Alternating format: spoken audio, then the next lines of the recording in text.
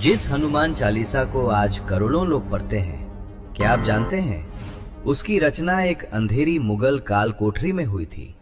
और जिस रात ये पूरी हुई, उस रात फतेहपुर सीकरी में कुछ ऐसा हुआ जिसने खुद अकबर को घुटनों पर ला दिया। कहानी शुरू होती है एक विधवा स्त्री से, जिसने एक दिन महान संत तुलसीदास जी के चरण छुए। तुलसीदास जी ने आशीर्वाद दिया, सौभाग्यवती भव। लेकिन अगले ही पल लोग घबरा गए, क्योंकि उस स्त्री का पति अभी अभी मर चुका था। उसका अंतिम संस्कार होने वाला था। सबको लगा तुलसीदास जी से भूल हो गई, लेकिन उन्होंने शांत होकर सिर्फ एक नाम लिया, श्री राम। और कहते हैं अगले ही पल मृत पड़ा वो ब्राह्मण फिर से जीवित हो उठा। ये खबर आग की तरह फैल गई, और जब ये बात सम्राट अकबर तक पहुंची तो उसने तुरंत तुलसीदास जी को दरबार में बुलाया। अकबर ने कहा, अगर तुम सच में संत हो तो मेरे सामने चमत्कार करके दिखाओ। लेकिन तुलसीदास जी मुस्कुराए और बोले, मैं कोई जादूगर नहीं, मैं सिर्फ प्रभु राम का सेवक हूँ।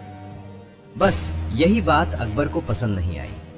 क्रोधित होकर उसने तुलसीदास जी को फतेहपुर सीकरी की काल कोठरी में बंद करवा दिया। अंधेरा, सन्नाटा, लोहे की जंजीरें। लेकिन उस जेल के अंदर कुछ ऐसा शुरू हुआ जिसने इतिहास बदल दिया।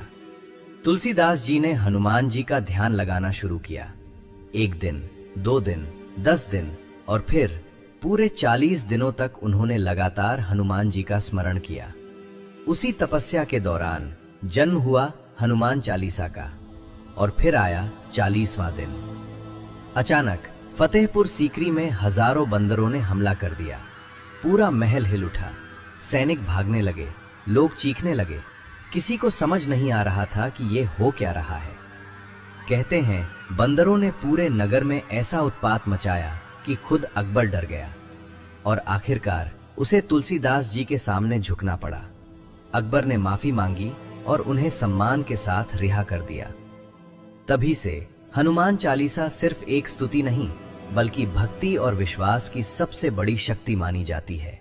अगर आप भी मानते हैं कि सच्ची भक्ति चमत्कार कर सकती है, तो कमेंट में लिखो, जय बजरंगबली।